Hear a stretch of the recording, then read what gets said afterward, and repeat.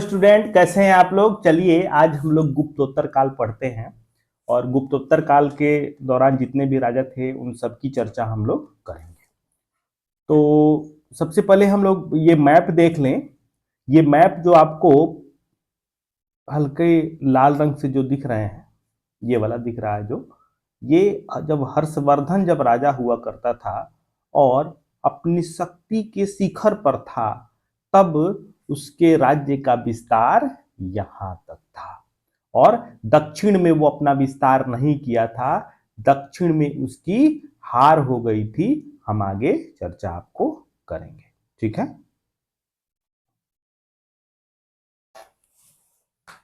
तो हम आपको बता दें कि जब गुप्त साम्राज्य का जब पतन हो गया तो उत्तर भारत में कई छोटे छोटे राजा हुआ करते थे।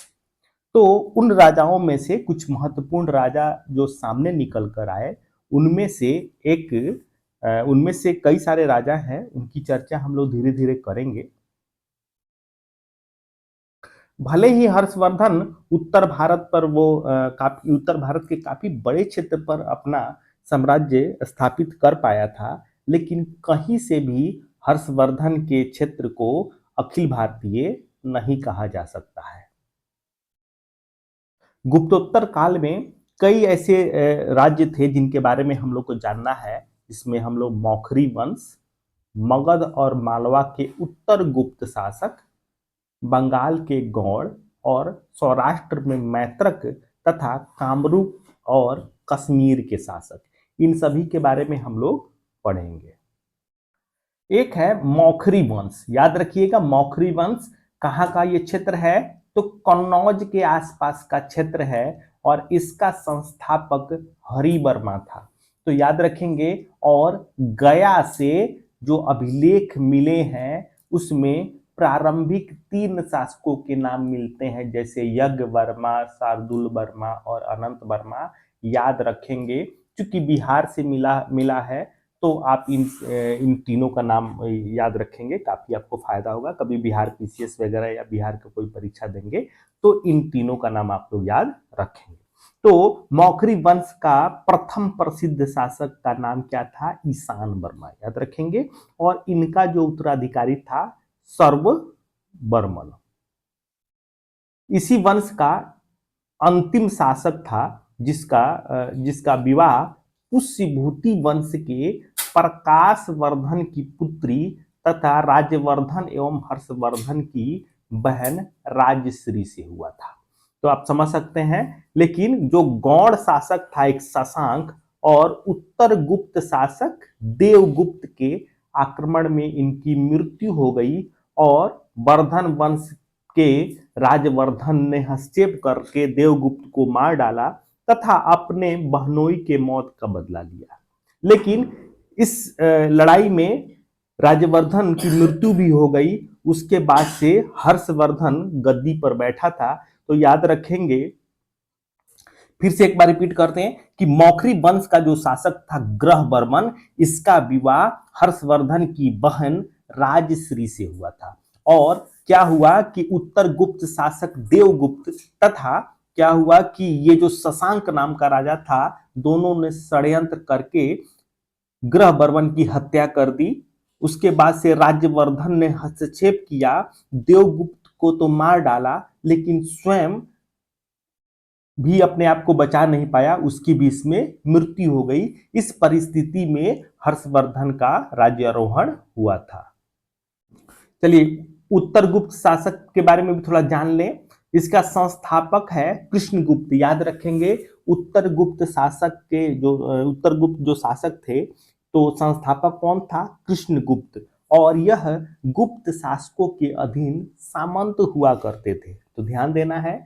तो देवगुप्त, याद रखिए देवगुप्त, तो इसी की वर्धन वंश से दुश्मनी थी और इसी ने गौड़ का जो शासक था शशांक, उसके साथ मिलकर मौखरी शासक ग्रहवर्मा की हत्या कर दी थी, यानी हर्षवर्धन के बहनोई की हत्या कर दी थी।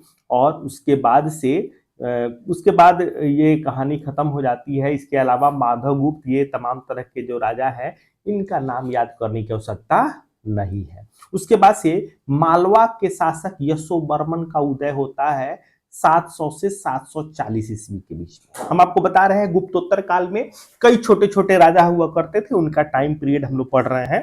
तो मालवा के एक शासक हैं यशोवर्मन, याद रखिएगा 700 से 740 ईस्वी तक। उनकी राजधानी कहाँ थी? कन्नौज में थी। और जीवित गुप्त द्वितीय को पराजित कर क्या था, परवर्ती गुप्त साम्राज्य का इसने इसी मालवा के शासक यशोवर्मन ने इनका पतन कर दिया। ठीक है। इसके अलावा गुप्त काल के ही आसपास या उसके बाद में मालवा में एक और शासक हुआ यशोधर्मन, याद रखेंगे यशोधर्मन। तो इनके पिता का नाम था प्रकाश वर्मन, है ना। तो जान लीजिए कि बाप और बेटे की उपलब्धि थी। हुड़ नरेश से इन लोगों की लड़ाई हुई थी और कहा जाता है कि इन्होंने दोनों बाप बेटों ने हुड़ों को हराया था।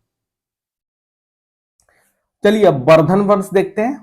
वर्धन वंश यानी पुष्यभूति वंश, याद रखिएगा संस्थापक का नाम है प्रभाकर वर्धन। क्या नाम है? प्रभाकर वर्धन। और ये हर्षवर्धन के पिताजी हैं। और इनको सरनेम क्या दिया गया था? इनको हूण हरिण केसरी।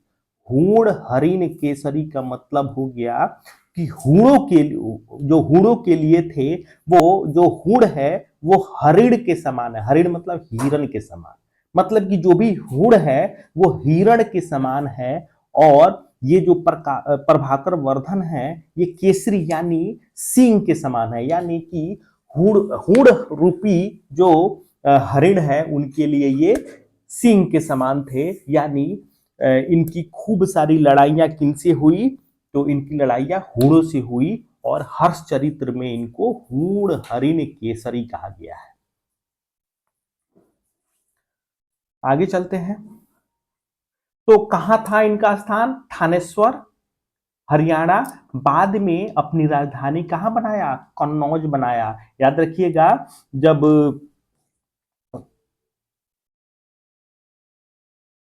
हर्षवर्धन की बहनोई की जब मृत्यु हो गई तो हर्षवर्धन ही कन्नौज पर शासन कर लिया था। उसके बाद से ये यहाँ की इन लोगों की राजधानी कन्नौज ही हो गई। अब चलिए हर्षवर्धन के बारे में जान लें। 591 ईस्वी में इनका जन्म हुआ था। देख लीजिए अपने बड़े भाई राज्यवर्धन की आकस्मिक मृत्यु के बाद गद्दी पर बैठे थे, है ना। इनके पिता का नाम था प्रभाकर वर्धन। क्या नाम था? प्रभाकर वर्धन। तथा माता का नाम यशोमती था, याद रखेंगे। और कहा जाता है कि शासक बनने के उपरांत बौद्ध भिक्षु दिवाकर मित्र की सहायता से अपनी बहन राजश्री को सती होने से बचाया था। हम आपको बता दें कि जब राजश्री के पति की जब मृत्यु हो गई, हत्या कर दी गई, तो राजश्री क्या हो गया कि वो जंगल में चली गई सती होने। उस स्थिति में दिवाकर मित्र की सहायता से अपनी बहन को समझाया। और जानता है हर्षवर्धन को पता था कि मेरी बहन है, वो मेरे कहने से तो मानेगी नहीं। तो इसीलिए एक प्रसिद्ध बौद्ध विद्वान जिनका नाम था दिवाकर मित्र, उनको लेकर गया था कि ये समझाएंगे तभी ये सती होने से रुकेगी, अदरवाइज वो जानता था कि मेरी बहन है, मुझसे नहीं मानेगी। तो उस स्थिति में राजश्री सती होने से बच गई। और जब हर्षवर्धन जब शासक बना, अपने वंश का जो सबसे महत्वपूर्ण राजा था, शासक बना, जब राजा बना तो उसके सामने कई समस्याएं थी। उन सभी समस्याओं का समाधान हर्षवर्धन ने किया। और सबसे पहले अपने राज्य को मजबूत करना था। तो सबसे पहले उसने सर्वप्रथम पूरब का अभियान किया। और पूरब के अभियान के क्रम में उसने कामरूप के शासक भास्कर वर्मन से दोस्ती करी। क्यों?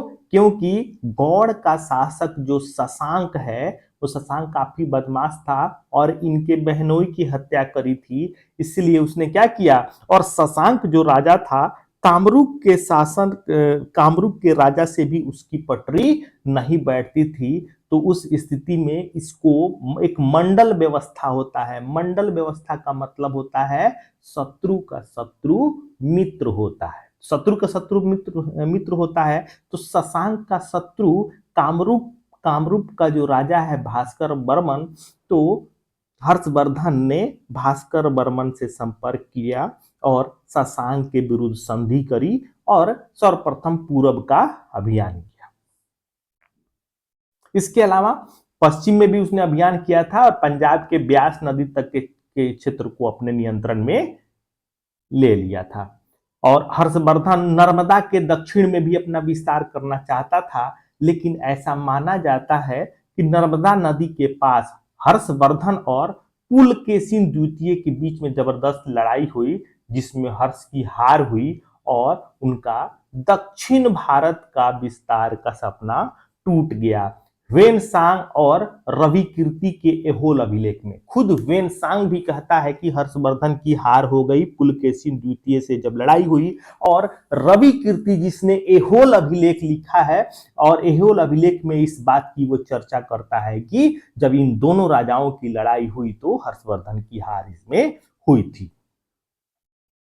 641 ईस्वी में हर्षवर्धन ने चीनी नरेश ताइसुंग के दरबार में ब्राह्मण दूत भेजा था, और इसी समय 600 लगभग 45 ईस्वी के आसपास वेनसांग भी भारत आया था। वेनसांग के बारे में हम लोग अलग से पढ़ेंगे।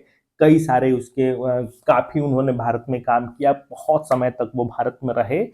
और सोचो कि इतना दूर से चीन से केवल वो पढ़ाई करने के लिए आए हुए थे, और कितने जीवट वाला वो व्यक्ति था, उसके बारे में क्या कहना। तो हर्षवर्धन के मृत्यु के पश्चात यानी 647 से 836 ईस्वी तक का जो काल रहा, वो पूरी तरीके से संघर्ष का इतिहास रहा है। संघर्ष के इतिहास का मतलब कोई बड़ा इंपॉर्टेंट राजा अगर नहीं है तो जाहिर सी बात है कि छोटे छोटे राजा आपस में लड़ेंगे। आपस में लड़ेंगे तो पूरा इकोनॉमी भी खराब होगा, आपस में व्यापार वाणिज्य नहीं होगा, तो कुल मिलाकर आर्थिक स्थिति डगमगा जाएगी। और 647 से 836 ईस्वी तक पूरा उत्तर भारत का इतिहास संघर्ष का इतिहास रहेगा।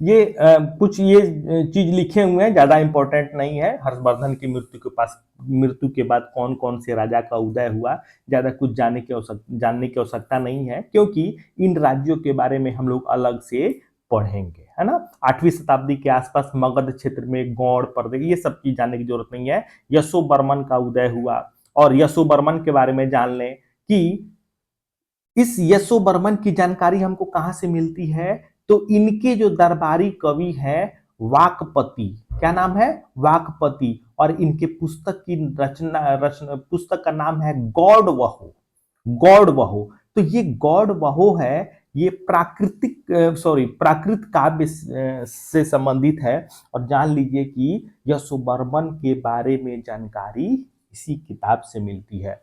तो यहाँ रट लेना है वाकपति, इनके रचना का नाम गौड़ वहो। गौड़ मतलब बंगाल है, और वहो मतलब विजय से संबंधित है, याद रखिएगा। और यशोवर्मन के काल में ही हुई चाओ नामक चीनी यात्री कौनौज आया था। ये कोई ज्यादा जरूरी चीज नहीं है परीक्षा पॉइंट ऑफ व्यू से, लेकिन यशोवर्मन ने ही 731 ईस्वी में, याद रखिएगा, 731 ईस्वी में बुद्धसेन नामक अपने मंत्री को चीनी शासक के दरबार में भेजा था। और चीनी विवरण में बुद्धसेन को, याद रखिएगा, कहीं अगर गाहे बगाहे अगर पूछ ले, पुटासीन तथा यशोवर्मन को इस फोमो कहा गया है, याद रखना है। और यशोवर्मन को कश्मीर के शासक ललितादित्य से संघर्ष करना पड़ा, और इसमें इनकी हार हुई। तो जान लीजिए कि यशोवर्मन के दरबार में कई महत्वपूर्ण कवि थे जिनका उनके दरबार में निवास था। सबसे पहले हम बता दें कि वाकपति, जिनके रचना का नाम है गौड़ वहो। इसके अलावा भवभूति, जिनका मालती माधव, उत्तर चरित, महावीर चरित, भवभूति, करुण रस के आचार्य माने जाते थे। याद रखिएगा कि ये जो वाकपति हैं और भवभूति हैं, दोनों यशोवर्मन के दरबार में थे। और इस यशोवर्मन को किसने हराया था, तो ललितादित्य मुक्तापीढ़ नामक एक राजा था, उसने हराया था। तो याद रखिएगा, अगर जब कभी भी यशोवर्मन से सवाल अगर पूछेगा तो याद रखिएगा कि यशोवर्मन का काल लगभग 731 ईस्वी में उसने अपने मंत्री को चीन भेजा था। तो यहां से क्या इंपॉर्टेंट सवाल पूछेगा, पहला चीज हम आपको बता दें कि इनके दरबार में दो फेमस आदमी रहते थे, वाकपति और भवभूति। वाकपति की रचना है गौड़वहो, भवभूति की रचना है मालती माधव उत्तर रामचरित और महावीर चरित। ठीक है, इनके दरबार में एक चीनी यात्री आया था जिसका नाम था हुई चाओ। इसके अलावा इनकी लड़ाई कश्मीर के शासक ललितादित्य मुक्तापीड़ से हुई, जिसमें यशोवर्मन की हार हुई। तो ये 4 पॉइंट जो हमने बताया ये इंपॉर्टेंट है, आप लोग याद रखिएगा। ठीक है, चलिए थोड़ा कश्मीर पढ़ लें। 3-4 राजवंश हैं कश्मीर में, इनके बारे में आपको जानना होगा कि और फिर उसके बाद से आपको समझ में आएगा कि क्या क्या स्थिति है कश्मीर में। तो जान लीजिए कि कश्मीर पे समय समय पर अशोक, कनिष्क एवं हूण शासक हैं, मिहिर कुल का शासन रहा था। 7वीं शताब्दी में दुर्लभ वर्धन नामक एक व्यक्ति ने कारकोट वंश की स्थापना की। तो जान लीजिए कि गुप्तोत्तर काल में जिस वंश की स्थापना हुई तो उसका नाम था कारकोट वंश। किसने की थी? दुर्लभ वर्धन ने। तो कश्मीर पे सबसे जो पहला मिहिर कुल के शासन के बाद जो पहला जो राजा आया वो दुर्लभ वर्धन नामक व्यक्ति था। इसने कारकोट वंश की नींव डाली। ठीक है, उसके बाद से इसी में और इसके ही राज्य में जान लीजिए कि ह्वेनसांग कश्मीर गया था। और पूछ सकता है कि जब ह्वेनसांग कश्मीर गया था तो कश्मीर का शासक कौन था? तो वह दुर्लभ वर्धन था जो कारकोट वंश का शासक था। ठीक है, इसके बाद हम आपको बता दें कि इस वंश का एक फेमस राजा हुआ प्रतापादित्य, फिर उसके चंद्रापीड़, और उसके बाद से सबसे फेमस राजा हुआ ललितादित्य मुक्तापीड़। इनका नाम याद रखेंगे, ललितादित्य मुक्तापीड़। और जान लीजिए कि इसी ललितादित्य मुक्तापीड़ ने, जो हमने आपको जस्ट पीछे वाले स्लाइड में आपको बताया कि यशोवर्मन को इसी ललितादित्य मुक्तापीड़ ने हराया था। तो लेकिन क्या किया था ललितादित्य मुक्तापीड़ ने कि यशोवर्मन के साथ मिलकर तिब्बत को भी पराजित किया था। और जब तिब्बत को हरा दिया तब क्या हुआ? तिब्बत को हराने के बाद इसने यशोवर्मन को भी हरा दिया।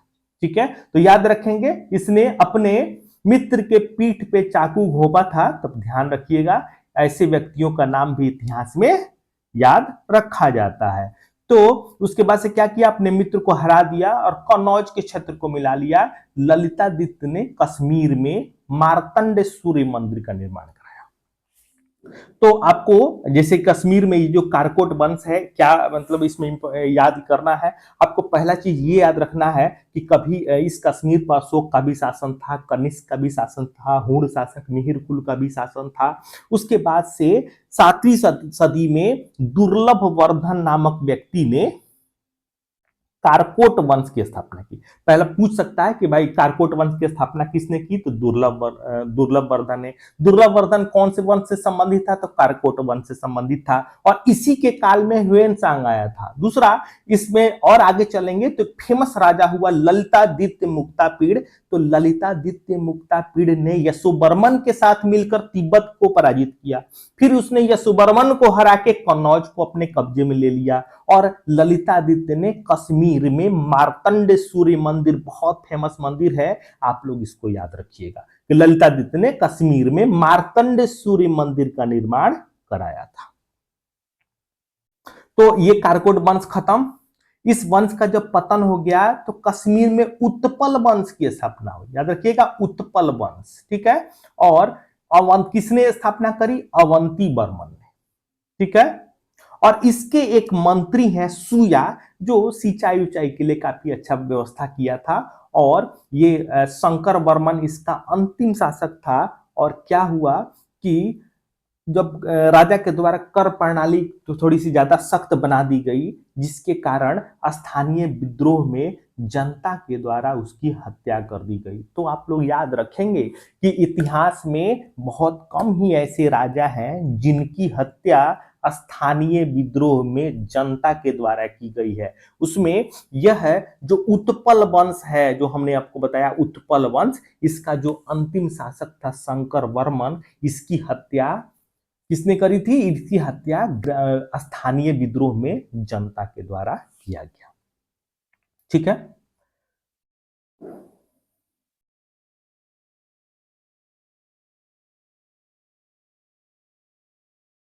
चलिए, तो इसके बाद से क्या हुआ? इसके बाद से पर्वगुप्त वंश की स्थापना हुई और इस वंश का संस्थापक कौन था? पर्वगुप्त था। तो याद रखेंगे पर्वगुप्त। इसके बाद से इसने इसके बाद से इसी का क्षेमगुप्त इसका उत्तराधिकारी बना और इसी का विवाह लोहार वंश की जो पुत्री थी और जिसका नाम था दिद्दा। याद रखिएगा, दिद्दा एक महिला है जिसकी शादी क्षेमगुप्त से हुई थी और क्षेमगुप्त की जब मृत्यु हो गई तो दिद्दा ही वास्तविक रूप से वहां की शासिका बन गई। और जब 1003 ईस्वी में क्या हुआ कि जब दिद्दा की मृत्यु हो गई तो उसका अपना भतीजा यानी अपने मायके का जो था भतीजा संग्रामराज, वो गद्दी पर बैठ गया। इसी के साथ वहां पर कश्मीर में लोहार वंश की स्थापना हो गई।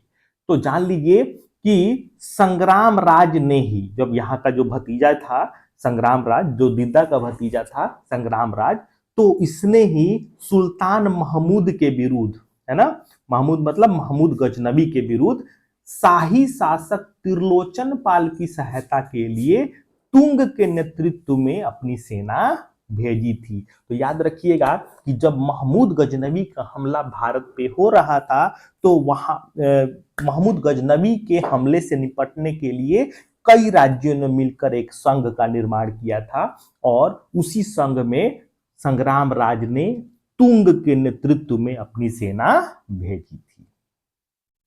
चलिए, एक जय सिंह राजा है, फेमस राजा है और इसी के राज्यकाल के पश्चात कल्हड़ की राज तरंगणी समाप्त होती है। हम आपको बता दें कि राज तरंगणी एक इतिहास की पुस्तक है। किस चीज की पुस्तक है? इतिहास की पुस्तक है और इसके लेखक है कल्हड़। 100 बार परीक्षा में पूछा होगा तो आप इसका नाम याद रखिएगा कि कल्हड़ की राज तरंगणी। ठीक है, तो कल्हड़ लिखा था राज तरंगणी। राज तरंगणी क्या है? इतिहास की पुस्तक है और वो प्राचीन भारत से लेते हुए काफी पहले से उसके इतिहास की पुस्तक प्रारंभ होती है और जाते जाते जय सिंह के राज्यकाल तक वह पुस्तक समाप्त हो जाती है। तो यहाँ फेमस है। इसके अलावा जान लीजिए कि 1339 ईस्वी तक शाह मीर ने अंतिम हिंदू शासक की विधवा रानी कोट्टा को अपदस्थ कर मुस्लिम राज्य की स्थापना कर दी। तो यहां पर याद रखिएगा कि जो 1339 ईस्वी में जो अंतिम हिंदू शासक थी जिसका नाम था रानी कोटा, उसको गद्दी से हटा दिया और मुस्लिम राज्य की स्थापना यहां पर हो गई। चलिए, ह्यूएन सांग के बारे में पढ़ लें। प्रसिद्ध चीनी बौद्ध भिक्षु, वह हर्षवर्धन के शासन काल में भारत आया था। वह भारत में 15 वर्षों तक रहा और उसने अपनी पुस्तक CQ में अपनी यात्रा तथा तत्कालीन भारत का विवरण इसमें दिया है। यहां ध्यान दीजिएगा, इस पुस्तक का नाम CU की है, CU की है, CQ नहीं, CU की। और इस पुस्तक में वह तत्कालीन भारत का विवरण देता है।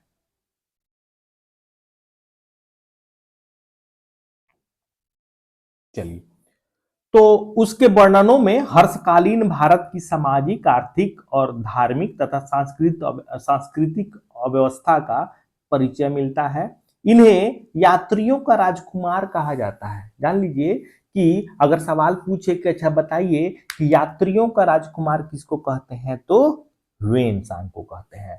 बौद्ध पाठ्य, जान लीजिए कि वह भारत क्यों आया था, तो जो बौद्ध साहित्य है तथा वैदिक साहित्य है दोनों में जब मतभेद हो गया, चाइना के लोग दोनों पढ़ते थे, दोनों में जब मतभेद हुआ तो इस मतभेद को सुलझाने के लिए क्या हुआ कि ह्वेनसांग भारत आया।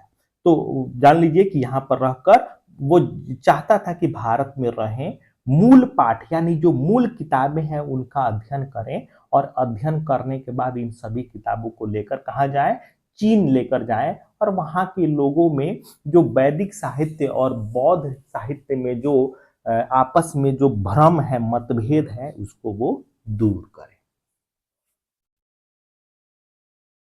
तो चलिए गुप्तोत्तरकालीन प्रशासन के बारे में हम पढ़ लें कि गुप्तोत्तरकालीन प्रशासन की जानकारी के जो प्रमुख स्रोत हैं, सबसे पहले हर्षवर्धन का अभिलेख। जान लीजिए कि अभी वर्तमान में सबसे पहले इतिहास जब हम पढ़ते हैं तो सबसे पहला सवाल ये होता है कि भाई इसके बारे में हमें जानकारी कहाँ से मिलती है। तो कहाँ से मिलती है, तो सबसे पहले जो हर्षवर्धन के जो अभिलेख है बांसखेड़ा तथा मधुबन जो सोनीपत में है, तो मधुबन और बांसखेड़ा ये हर्षवर्धन के अभिलेख है। इसके अलावा बाणभट्ट का हर्षचरित यानी हर्षचरित ये बाणभट्ट है, ये हर्षवर्धन का दरबारी कवि था और इसने एक पुस्तक लिखी थी हर्षचरित्र, तो उससे गुप्तोत्तरकालीन प्रशासन की जानकारी हमें मिलती है। और इसके अलावा ये भी जान लीजिए कि ह्वेनसांग का यात्रा वृत्तांत तथा हर्षवर्धन की पुस्तक रत्नावली तथा नागानंद, न केवल बाणभट्ट ने हर्षचरित की रचना की, स्वयं हर्षवर्धन ने भी 2 किताबों की रचना की। उन किताबों का नाम है रत्नावली और नागानंद। याद रखिएगा, दर्जनों बार परीक्षा में ये सवाल पूछे जा चुके हैं कि हर्षवर्धन के पुस्तक का नाम क्या है। तो हर्षवर्धन के पुस्तक का नाम रत्नावली और नागानंद। इसके अलावा ह्वेनसांग का जो यात्रा वृत्तांत है सीयू की, उसमें भी हर्षवर्धन के बारे में जानकारी और गुप्तोत्तरकालीन प्रशासन की जानकारी हमें मिलती है। सिंपल सी बात है, प्रशासन के बारे में जान लें कि गुप्तकालीन प्रशासन के ढांचे पर ही था और पहले से ज्यादा विकेंद्रित था, मतलब कि सारे निर्णय अब राजा नहीं लिया करते थे, राजा के नीचे के पदाधिकारी भी बहुत सारे महत्वपूर्ण निर्णय लेते थे। प्रशासन के शीर्ष पर स्वयं राजा होता था। संभव है, ये कोई बताने वाली चीज नहीं है। और जान लीजिए कि वेनसांग बहुत सारा बात बताता है कि दंड विधान कठोर नहीं था, है ना, आंतरिक सुरक्षा तथा शांति के लिए पुलिस प्रशासन का अस्तित्व था। पुलिस को चाट भट्ट कहा जाता था। यार यहाँ याद रखना है कि जो गुप्तोत्तर काल है वहां पर पुलिस को चाट भट्ट कहते थे। ठीक है, थोड़ा सा राजस्व एवं न्याय व्यवस्था देख लें। भाग किसको कहते हैं, भाग तो यह प्रमुख भूमि कर था। अगर कहीं पूछे कि गुप्तोत्तर काल में भाग किसको कहते हैं, तो भाग हो गया भूमि कर यानी टैक्स हो गया, और यह उपज का 1/6 होता था। हिरण्य क्या है भैया, तो हिरण्य नगद लिया जाने वाला कर है। यानी मान लीजिए कि आपके पास जमीनें हैं, तो आप अगर नगद में देते हैं तो उसको हिरण्य कहा जाता था। जो संभवतः अगर कोई ऐसा खेती करता है जिससे ज्यादा पैसा मिलता है, तो आपसे भी नगद राजा लेता था। इसके अलावा जो व्यापारी थे उनसे भी राजा नगद लेता था, तो हिरण्य उसी को कहा जाता था। बलि मतलब बलि संभवतः धार्मिक कर था, ये भी आप लोग जान लीजिए।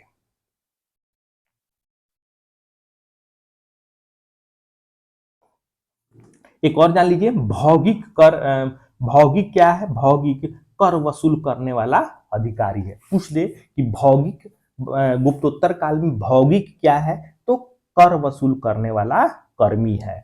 पुस्तपाल क्या है, वह अधिकारी जो जमीन का हिसाब किताब रखता है, उसे पुस्तपाल कहा गया है। तो थोड़ा गुप्तकालीन सामाजिक जीवन के बारे में भी जान ले तो थोड़ा सा चैप्टर और थोड़ा सा ठीक ठाक ढंग से तैयार हो जाएगा।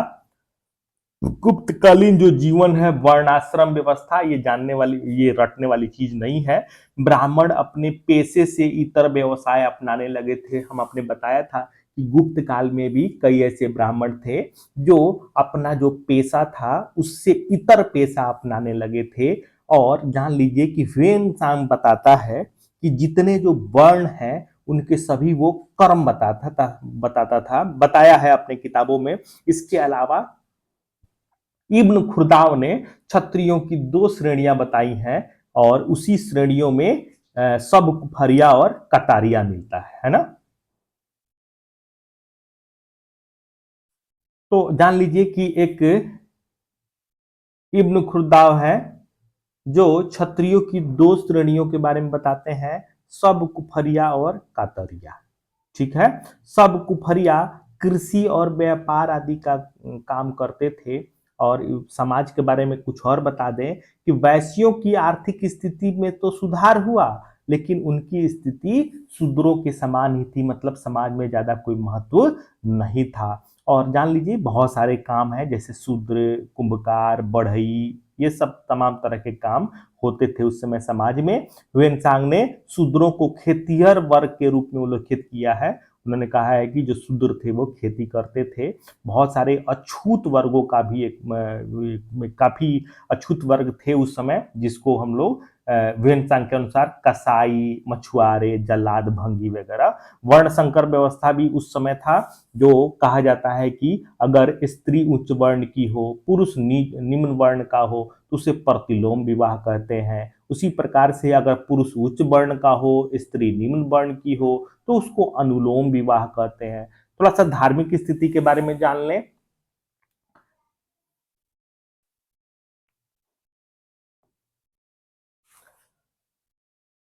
धार्मिक स्थिति हम बता दें कि यह महायान बौद्ध धर्म अपने उन्नति पर था। यानी महायान बौद्ध धर्म की उन्नति हो रही थी और हर्षवर्धन जो था इसी शाखा को संरक्षण दिया था। दक्षिण में शैव धर्म यानी नयनार संतों की दो विशेषताएं थी। यानी दक्षिण भारत में जो नयनार संत थे उनके द्वारा शैव धर्म का प्रचार किया जा रहा था। नयनार का मतलब क्या है? नयनार याद रखिएगा, नयनार मतलब नयन से संबंधित है। नयन का मतलब शंकर भगवान के त्रिनेत्र से संबंधित है, यानी शैव धर्म से संबंधित है। तो नयनार जब भी चर्चा है मतलब कि शैव धर्म के ये लोग संत हैं। नयनार मतलब शैव धर्म, याद रखिएगा। तो शिव के प्रति गहरी भावनात्मक भक्ति तथा जैन तथा बौद्ध धर्म ये क्या करते थे?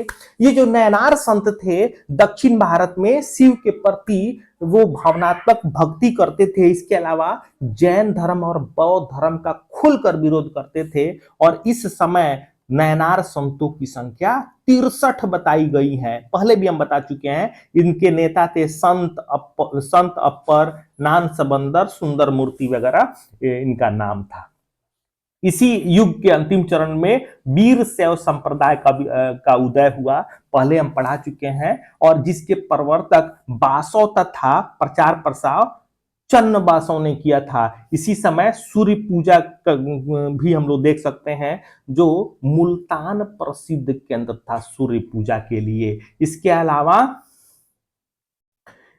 इसका उल्लेख कौन करता है? तो ह्वेनसांग भी करता है। अबू जायद तथा अल मसूदी तथा अल बरूनी ने ये चर्चा किया है कि मुल्तान सूर्य पूजा का प्रसिद्ध केंद्र था। यहां जब सूर्य पूजा के उपलक्ष्य में सांबपुर यात्रा महोत्सव मनाया जाता था। याद रखिएगा, कभी परीक्षा में पूछ दे कि अच्छा ये बताइए कि सांबपुर यात्रा महोत्सव कहाँ मनाया जाता था, तो ये मुल्तान में। और जान लीजिए कि सूर्य पूजा के उपलक्ष्य में सांबपुर यात्रा महोत्सव मनाया जाता था।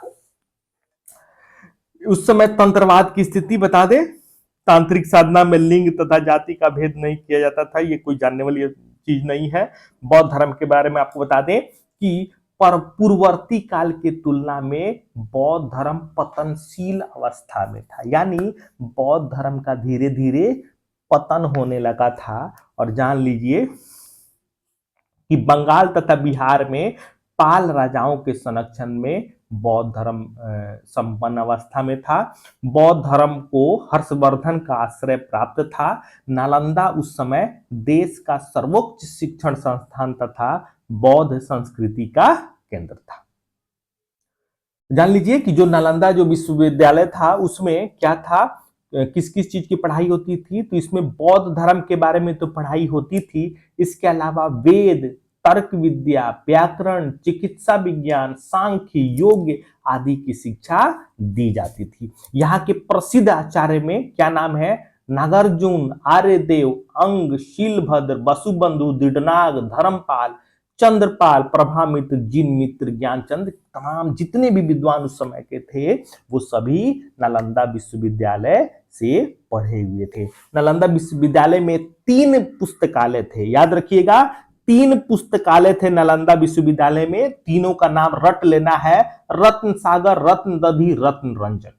3 पुस्तकालय थे नालंदा में और इनका नाम है रत्न सागर, रत्न दधी और रत्न रंजक। और हम आपको बता दें कि जब बख्तियार खिलजी ने इन पुस्तकालय में जब आग लगा दिया, तो आग लगाने के बाद कहा जाता है कि 1 वर्ष तक उस पुस्तकालय में आग लगा रहा। इतनी ज्यादा किताबें थी कि उन किताबों में जब आग लगाई गई तो कहा जाता है कि 1 वर्ष से भी ज्यादा समय तक वो किताबें जलती रही।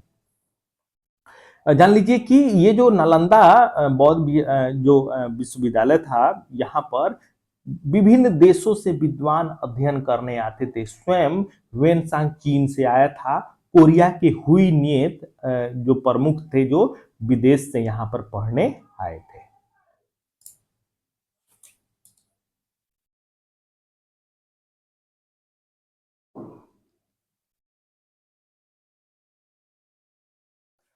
थोड़ा सा ये भी जान लें, कभी चूंकि सभी बिहार से संबंधित हैं तो थोड़ा सा अगर बिहार की कोई भी परीक्षा अगर आप देते हैं तो थोड़ा सा आपके लिए इंपॉर्टेंट हो जाता है कि नालंदा के जो निम्नलिखित विद्वान हैं जो धर्म प्रचार करने के लिए तिब्बत गए थे, क्या नाम था उनका?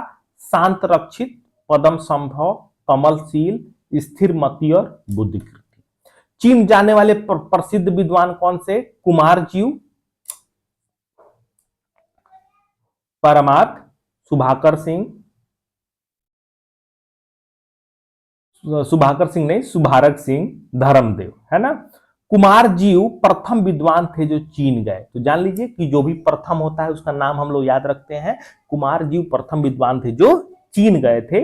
और नालंदा, याद रखिएगा कि यह नालंदा जो मुख्यतः स्नातकोत्तर विश्वविद्यालय था, यानी बीए की पढ़ाई नहीं, बीए के बाद की जो पढ़ाई, एमए पीजी की जो पढ़ाई होती थी उसके लिए नालंदा विश्वविद्यालय था।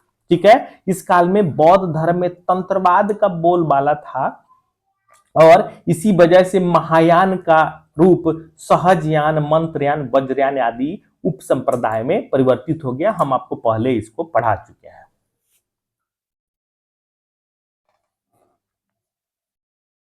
एक और चीज जान लीजिए कि महायान का एक रूप मंत्रयान था जिसमें घरणियों का प्रमुख स्थान था। इसके अलावा जान लीजिए कि प्रारंभ में इस उप संप्रदाय में अवलोकितेश्वर की पूजा होती थी, किंतु आगे चलकर तारा की भी पूजा इसमें होने लगी।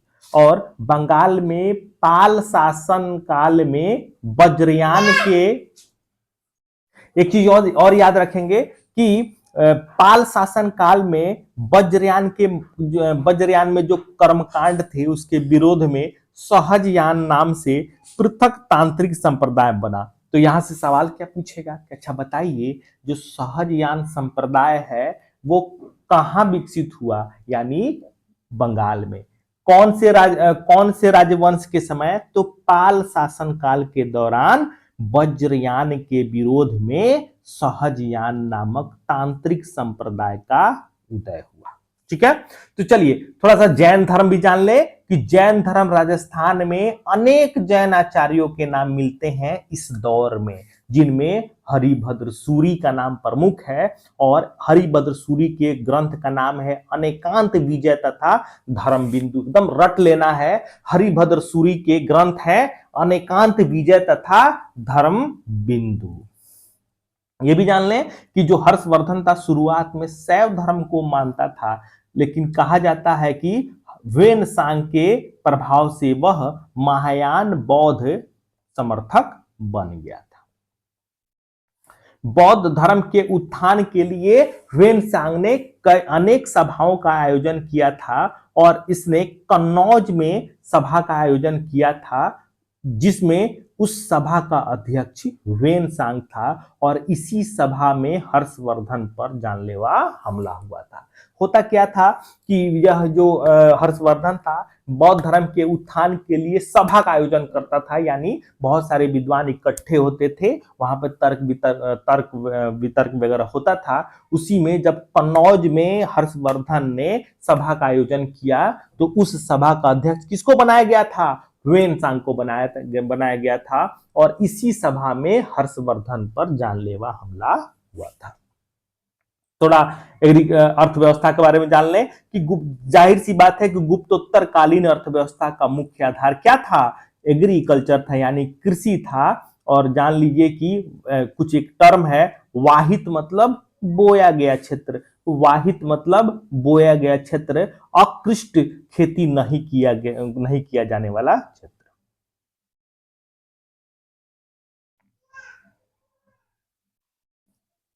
ऊसर का मतलब हो गया बीज न उगने वाले क्षेत्र, और भूमि व्यवस्था में सामंतीकरण, ये जान लीजिए। भूमि अनुदान अब खूब होते थे, हमने आपको बताया था कि सातवाहन काल में भूमि अनुदान के साक्ष्य हम लोग को मिलते हैं। उसके बाद से जैसे जैसे इतिहास आगे बढ़ेगा भूमि अनुदान के व्यापक साक्ष्य हम लोग को मिलते जाते हैं। इसी समय गुप्तोत्तर कालीन में आप देखेंगे कि चंदेल शासक, हम आपको अलग से चंदेल पढ़ाएंगे, उन्होंने अनेक जलाशयों का निर्माण किया, जैसे राहिल्य सागर, किरीत सागर।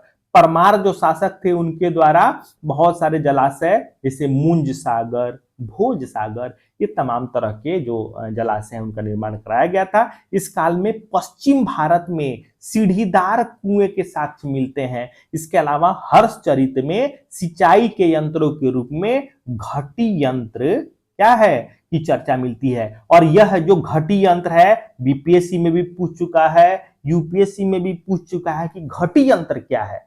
तो घटी यंत्र का मतलब हो गया कि सिंचाई के यंत्र से संबंधित है। घटी यंत्र क्या है? तो सिंचाई का यंत्र है और इससे पानी पटाने यानी खेत में पानी देने के काम में इसको लाया जाता था। तो याद रखिएगा घटी यंत्र, ये घटी यंत्र के बारे में कई परीक्षाओं में ये सवाल इससे पूछे जा चुके हैं। ठीक है।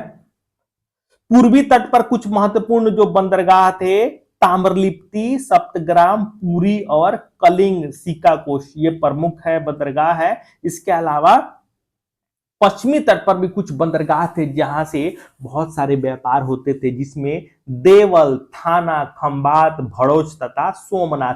बस एक बार आप लोग पढ़ लेंगे, इसको रटने की आवश्यकता नहीं है। नदियों द्वारा जो व्यापार होता था उस पर राजा अलग से टैक्स लगाता था, जिसको तरिक कहते हैं। जो लोग भोजपुरी जानते होंगे तरिक का मतलब समझ जाएंगे। तरिक मतलब तर से, तर मतलब पानी से संबंधित है। तो तरिक का मतलब हो गया कि अगर कोई नदी से अगर कोई नाव वगैरह चल रहा है तो राजा को जो कर दिया जाता था उसको तरिक कहते थे। ठीक है। इसके अलावा जान लीजिए कि शिल्प के क्षेत्र में नए वर्गों का प्रवेश हुआ। नए वर्ग का जब प्रवेश होगा तो उत्पादन में बढ़ोतरी होगी, जनसंख्या भी बढ़ रहा था तो उत्पादन में बढ़ोतरी होगी। और गुप्तोत्तर काल की अर्थव्यवस्था की विशेषता है कि व्यापार में सिक्कों की कमी हो गई। पहले जो सिक्के गुप्त काल में सबसे ज्यादा सिक्के कहां चलते थे? तो सबसे ज्यादा सिक्के कब चलते थे? तो वे सबसे ज्यादा सिक्के मौर्योत्तर काल में चलते थे। फिर उसके बाद से गुप्त काल में भी सिक्के चले, लेकिन गुप्त काल के अंतिम पीरियड में हमने आपको बताया था कि सिक्के तो भले मिले हैं लेकिन उसमें मिलावट ज्यादा है। और जैसे ही जब गुप्त काल जब खत्म हो जाएगा तो गुप्तोत्तर काल में चूंकि व्यापार की कमी हो गई, इसीलिए सिक्कों की भी कमी हो गई। और व्यापार वाणिज्य के ह्रास तथा कर्मचारियों के वेतन के रूप में अब भूमि अनुदान की प्रथा की शुरुआत हो गई, जिससे विमुद्रीकरण को प्रोत्साहन मिला। जाहिर सी बात है कि छोटे छोटे अगर राज्य रहेंगे तो व्यापार वाणिज्य बढ़िया से नहीं हो पाएगा और राज्यों को उतना फायदा नहीं हो पाएगा, जिसके कारण क्या होगा कि ये जो सिक्कों की कमी आपको देखने के लिए मिलेगा। साधारण लेन देन कौड़ियों के माध्यम से होता था।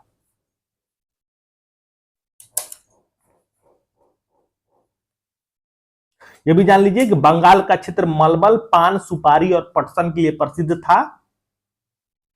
कलिंग में धान की खेती अच्छी होती थी और कुबलय माला के अनुसार वो ये उत्तरापद से घोड़े वगैरह खरीदे जाते थे। कहने का मतलब है कि चलिए ये आज का चैप्टर आज यहीं समाप्त होता है।